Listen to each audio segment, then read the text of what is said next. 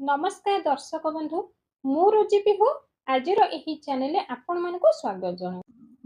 तो आज भिडियो रे आमे जानिबा कि आपण को घरे पानी रो माठिया एही दिगरे आदौ रखंतु नाही नाही तो आपण को घरे सात जन्मर बर्बादी आरंभ होई जिवो। आपण जेते भी परिश्रम करिवे आपण को हाथ रे केबे भी पैसा रहिबो नाही। आपण कोन करिवे ना राताराती तड़पिवे। खाली आपण एका नुहंती ए दुनियार प्रत्येक लोक अछंती कि तांको अजाणत रे एमिति किछि छोट छोट काम बा भूल करि देइथांती जहा द्वारा तांको घरे सब बेल पई अभाव अनटन लागि रही थाए। तो दर्शक बंधु माटीर माठिया जहा को आपण माने सुरे कहि थांती सेही सुरे कौनसी साधारण पानीर माठिया नुहे। आ प्रत्येक व्यक्ति को घरे प्राय पानीर माठिया रखि थांती। आ पानीर माटी माठिया को वास्तुशास्त्र रे भी बहुत महत्व दिया जाइଥାଏ। काहे कि ना माटी पृथ्वी तत्वर प्रतिनिधित्व करिଥାଏ। आ जेउ घरे पानीर माठिया रखि थांती आ सेही पानी माठिया रे पानी भरिकी ठीक दिगरे रखि थांती तो तांको घरे केबे भी टंका पैसा अभाव रही न थाए। खाली सेति कि नुहे तांको घरे सुख शांति बजाय रही थाए। तांको प्रत्येक जिनिस मिली थाए जहाँ से चाहि थांती। तांको जीवन रे कौनसी जिनिसर केबे भी कमी रही न थाए। आउ जदि आपणकर अजाणतरे सेही पानीर माठिया को आपणको घरे भूल दिगरे बा भूल तरीके रखी देइथांती तो तार परिणाम ठीक उल्टाटा घटी थाए जहा द्वारा आपणको घरे अशांति लागि रहिबो। सदस्यक भितरे मन मालिन घटिबो। टंका पैसार अभाव लागि रहिबो। सुख शांति आपणको घर को आडो आसीबो नाही। खाली सेते कि नुहे आपणको घरर सदस्यक मन भितरे सब बेले चिड़चिड़ापण मध्य उत्पन्न हेबो। तो वास्तुशास्त्रर संबंध जल तत्व सहित होइथे। आ जल तत्वर सबुठारु उत्तम दिशा बा दिग हेउची पूर्व बा उत्तर दिग जहा को ईशान्य कोण कुहा जाय। तो जदि आपण आपणको घरे माटीर माठिया को पानी भरिकरी आपणको घरर उत्तर दिगरे रखिबे तो सेही पानीर माठिया आपणको पई सकारात्मक ऊर्जा को टाणी के आनिबो। आ जदि सेही पानीर माठिया को आपणको घरर उत्तर पूर्व कोण रे रखिबे तो आपणको घर को सेही पानी माठिया टंका बा धन को टाणी के आनिबो। द्वारा धनर प्रभाव बढ़िबो मानसिक शांति भी उद्यापन हेबो। दर्शक बंधु एबे तो गरम दिन चलीची पानीर माठिया निहाती आपण मानकर आवश्यक पडुथिबो। तो जदि आपण आपणको घरे पानीर माठियाटी रखुछन्ती जो चेष्टा करंतु सेही पानीर माठिया को आपणको घरर उत्तर दिगरे रखिबा पई किंबा उत्तर पूर्व दिगरे रखिबा पई चेष्टा करंतु। किंतु मने रखंतु भूल ने भी आपणको घरर दक्षिण दिगरे बा दक्षिण पश्चिम दिगरे पानीर माठिया को आदौ रखंतु नाही तो सेही पानीर माठिया अधिकरु अधिक आपणको पई खतरनाक हेई पारे।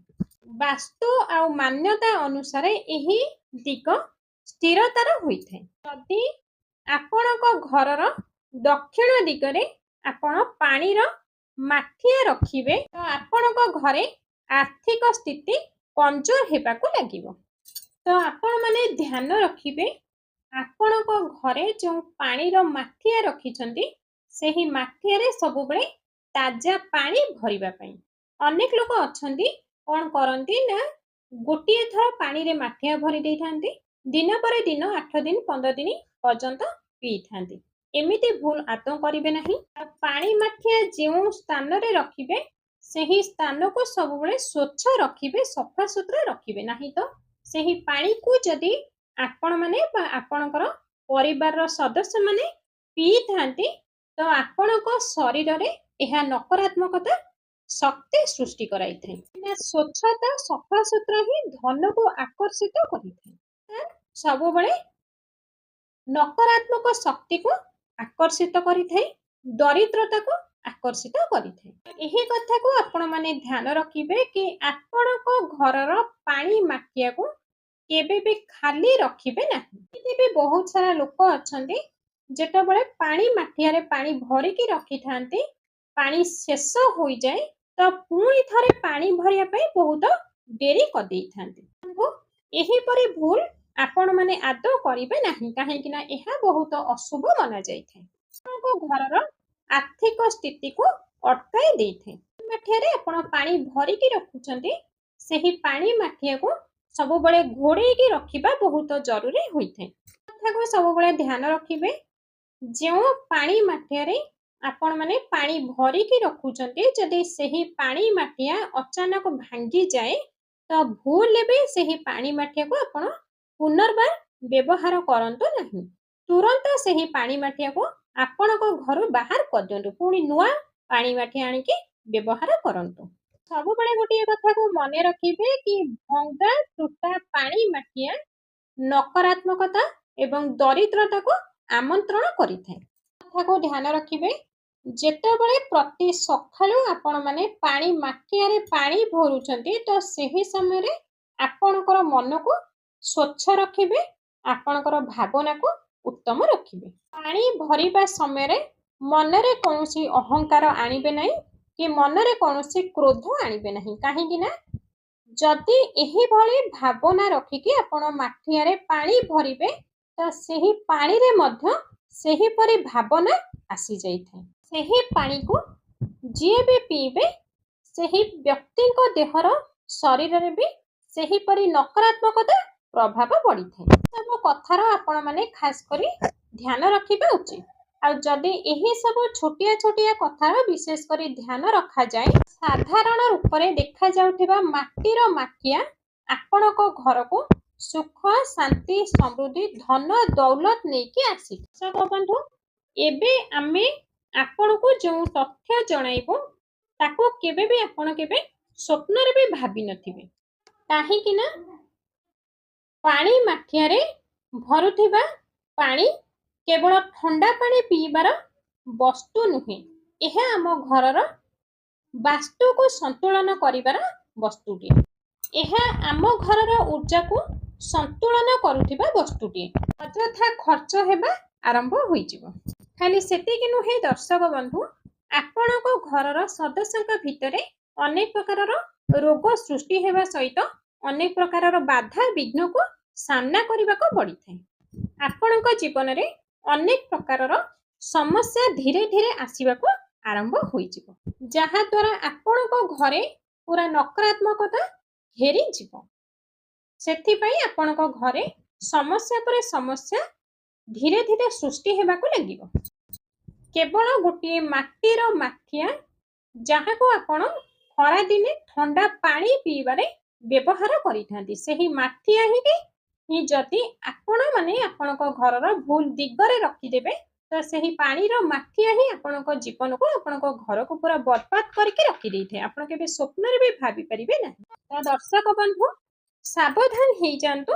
ଆଜିର ଭିଡ଼ିଓରେ ଆମେ ଆପଣଙ୍କୁ କିଛି ଏପରି ତଥ୍ୟ ଜଣାଇବୁ ଯାହାକୁ ଆପଣମାନେ ଜାଣିବା ନିହାତି ଜରୁରୀ ହୋଇଥାଏ। ତେବେ କ'ଣ ସେହି ତଥ୍ୟ, କ'ଣ ସେହି ଗୁପ୍ତ କଥା, ଆସନ୍ତୁ ଜାଣିବା।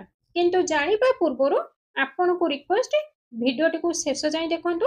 ଭିଡ଼ିଓଟି ଯଦି ଆପଣଙ୍କୁ ପସନ୍ଦ ଆସିବ ତ କୃପା କରି ଭିଡ଼ିଓ ଗୋଟେ ଲାଇକ୍ଟିଏ କରିବେ। ଚ୍ୟାନେଲକୁ ଯଦି ଏପର୍ଯ୍ୟନ୍ତ ଆପଣମାନେ ସବସ୍କ୍ରାଇବ୍ କରିନାହାନ୍ତି ତ କୃପା କରି ଆମର ଏହି ଚ୍ୟାନେଲ ରୋଜି ପିହୁ 1234କୁ ସବସ୍କ୍ରାଇବ୍ କରି ପାଖରେ ଥିବା ବେଲ୍ ଆଇକନଟିକୁ ଦବାଇ ଦେବେ। ତା ସହିତ ଭିଡ଼ିଓଟିକୁ ଅଧିକରୁ ଅଧିକ ମାତ୍ରାରେ ଅନ୍ୟମାନଙ୍କ ପାଖକୁ ସେୟାର କରିବେ ଏବଂ କମେଣ୍ଟ ସେକ୍ସନରେ ଜୟ ମାତା ଲକ୍ଷ୍ମୀ, ଜୟ ଶ୍ରୀ ଜଗନ୍ନାଥ ବୋଲି ଅବଶ୍ୟ ଲେଖିଦେବେ।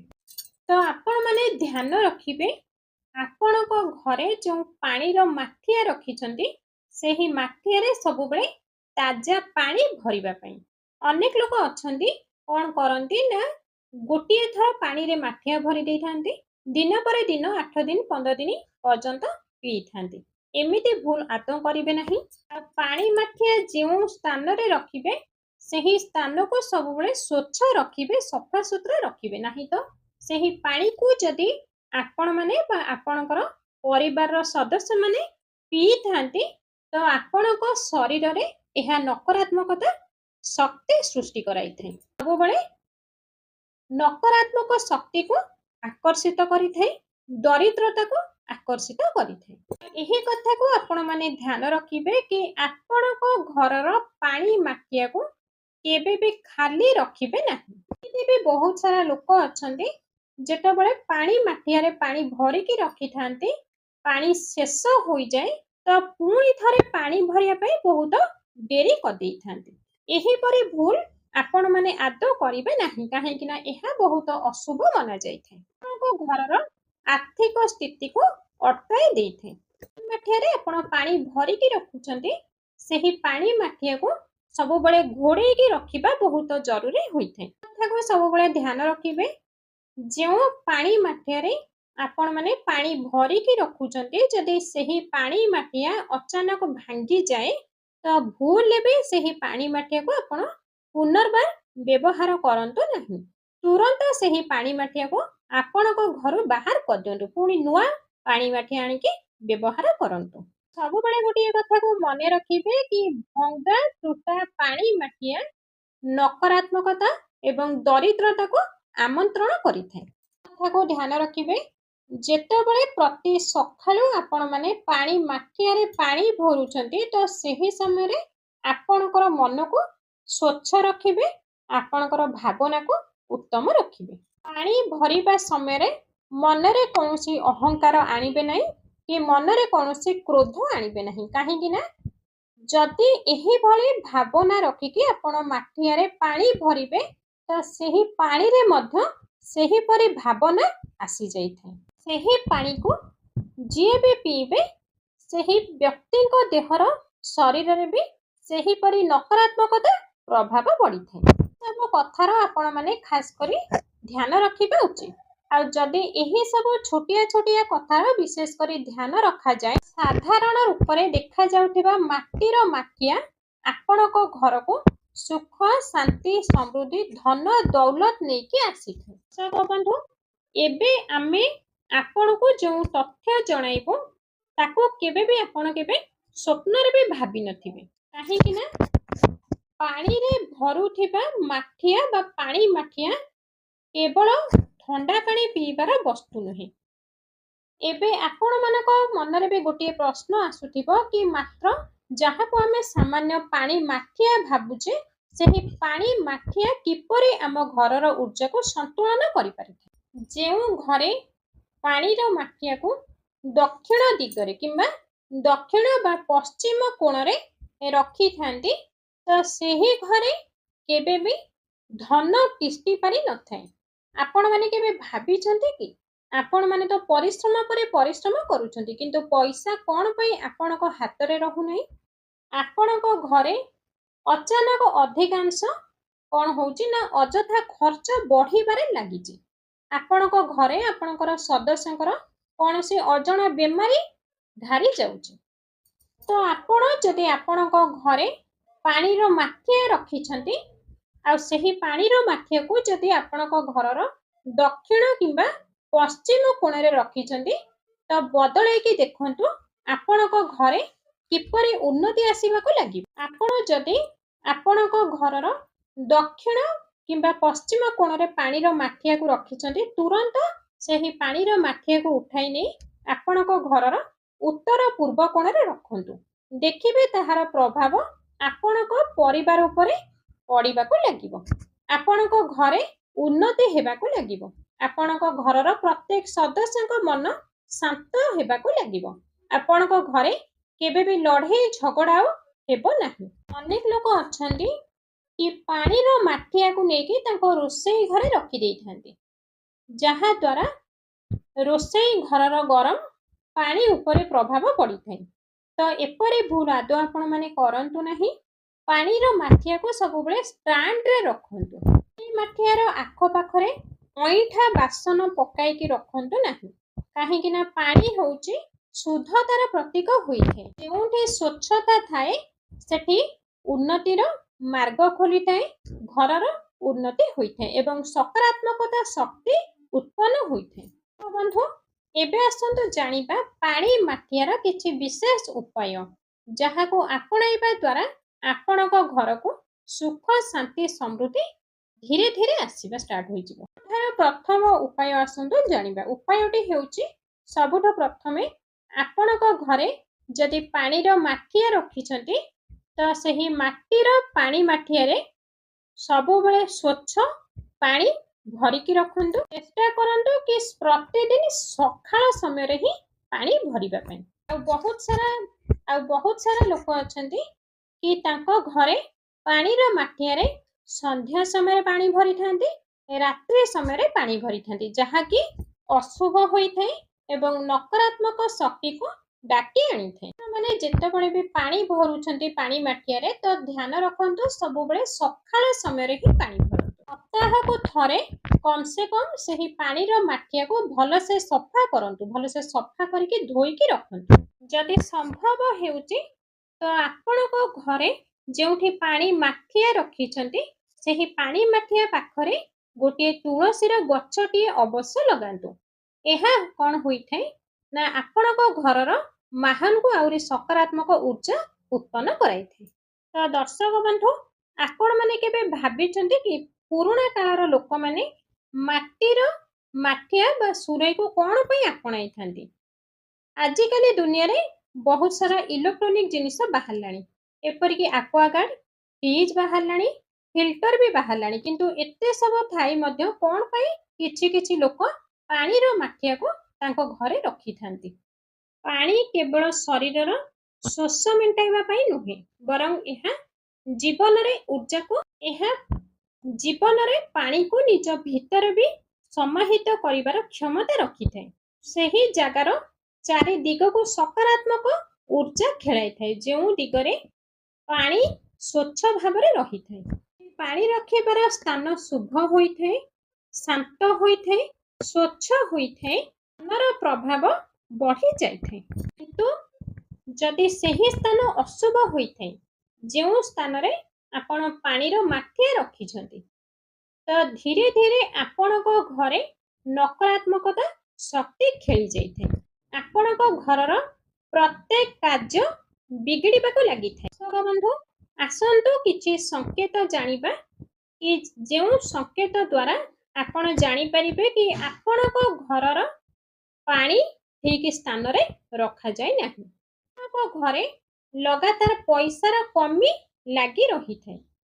ଯଦି ଆପଣଙ୍କ ଘରେ ବାରମ୍ବାର ସଦସ୍ୟଙ୍କ ଭିତରେ କଳି ଝଗଡ଼ା ଲାଗି ରହିଥାଏ, ଆପଣ ଅଧିକ ପରିଶ୍ରମ କରିଥାନ୍ତି, ଯାହା ବି ପରିଶ୍ରମ କରିଥାନ୍ତି ପରିଶ୍ରମ ହିସାବରେ ଆପଣଙ୍କୁ ସେତିକି ଧନ ମିଳିନଥାଏ, ଯଦି ଆପଣଙ୍କର ନିଦ ପୁରା ହେଉନଥାଏ, ନିଦ ଅଧୁରା ରହୁଥାଏ, ଆପଣଙ୍କର ମନ ବିଚଳିତ ରହୁଥାଏ, ସ୍ଥିର ହେଉନଥାଏ, ତ ଏହି ସବୁ ସଂକେତରୁ ଆପଣ ଜାଣିବେ କି ଘରର ଜଳ ତତ୍ତ୍ୱର ସ୍ଥାନ ଠିକ୍ ନାହିଁ। ଯଦି ଆପଣଙ୍କ ଘରେ ବାରମ୍ବାର ପାଣି ବାହାରି ପଡୁଥାଏ ମାଠିଆରୁ, କିମ୍ବା ବାରମ୍ବାର ପାଣି ମାଠିଆ ଭାଙ୍ଗି ଯାଉଥାଏ, ତ ଏହାକୁ ବି ଶୁଭ ସଂକେତ ମନାଯାଏ ନାହିଁ। ତ ଏହି ସବୁ ସଂକେତ ଯଦି ମିଳିଥାଏ ତ ତୁରନ୍ତ ଆପଣ ଆପଣଙ୍କ ଘରର ପାଣିର ଦିଗକୁ ବଦଳାନ୍ତୁ। ଆପଣଙ୍କ ଘରେ ପାଣିର ଦିଗକୁ ଏଇଆ ବଦଳେଇବେ କି ତୁରନ୍ତ ଉତ୍ତର ପୂର୍ବ ଦିଗରେ ପାଣି ନେଇକି ରଖିଦିଅନ୍ତୁ। ଆଉ ଗୋଟିଏ ଉପାୟ ଆସନ୍ତୁ ଜାଣିବା, ଯାହାକି ଏହି ଉପାୟ ଆପଣଙ୍କ ଘରର ଉନ୍ନତିକୁ ବଢାଇବ। ଆପଣ କ'ଣ କରିବେ ନା ପ୍ରତିଦିନ ସ୍ନାନ କରିସାରିବା ପରେ ଆପଣଙ୍କ ଘରର ପାଣି ମାଠିଆରେ ତାଜା ପାଣି ଭରିବେ, ଆଉ ସେହି ପାଣି ମାଠିଆରେ ଅଳ୍ପ ମାନେ 1 ରୁ 2 ଟୋପା ଗଙ୍ଗା ଜଳ ପକାଇଦେବେ। ଏହା ବହୁତ ଶୁଭ ହୋଇଥାଏ ଏବଂ ଆପଣଙ୍କ ଘରର ବାତାବରଣକୁ ବି ଶୁଭ କରାଇଥାଏ। ସେତିକି ନୁହେଁ, ଆପଣଙ୍କ ପରିବାରର ସଦସ୍ୟ ଏବଂ ଆପଣଙ୍କ ଶରୀରକୁ ବି ଶୁଦ୍ଧ ବନାଇ ଦେଇଥାଏ। ସମ୍ଭବ ହେଉଛି ତ ପ୍ରତିଦିନ ସନ୍ଧ୍ୟା ସମୟରେ ସେହି ପାଣି ମାଠିଆ ପାଖରେ ଗୋଟିଏ ଧୂପକାଠି ନାହିଁ ତ ଗୋଟିଏ ଦୀପଟିଏ ଜରୁର ଜଳାନ୍ତୁ। କଥାକୁ ସବୁବେଳେ ମନେ ରଖିବେ କି ଆପଣଙ୍କ ଘରେ ରଖିଥିବା ପାଣି ମାଠିଆକୁ କେବେ ବି ଅଧା ରଖନ୍ତୁ ନାହିଁ କି ଖାଲି ରଖନ୍ତୁ ନାହିଁ, ସବୁବେଳେ ପାଣି ଭରିକି ରଖନ୍ତୁ। କାହିଁକି ନା ଖାଲି ମାଠିଆ ଘରର उन्नति को रोकी देइथाय। घरर उन्नति रे बाधा आसीथाय, प्रत्येक कार्य बाधा उत्पन्न कराइथाय। जदि भी आपणको घरे भंगा टूटा पुरुणा पानी माठिया अछि तो तुरंत सही माठिया को आनी बाहर कर दियंतु किंबा नदी रे बा बाहर फोपाड़ी दियंतु। जदि एही सब नियम को आपण पालन करिवे तो धीरे धीरे आपण निजे देखिबे आपण आपणको घर को पूरा बदलै देइ। तो दर्शक बंधु, आशा करूँ आजिर भिडियोटी निहाती भाबरे आपण मानकु पसंद आसीथिबो। जदि भिडियोटी आपनको पसंद आसी थाए तो कृपा करी भिडियो गोटे लाइक टिए करंतु। भिडियोटी को अधिक रु अधिक मात्रा रे अन्य मानक पाखकु शेयर करंतु एवं आम चैनल रे जदि आपण माने नुआ तो कृपा करी हमर एही चैनल रोजी बिहू 1234 को सब्सक्राइब करी पाखरे थिबा बेल आइकन टी को दबाई दियंतु। ता सहित कमेंट बॉक्स रे जय माता लक्ष्मी अवश्य लिखंतु।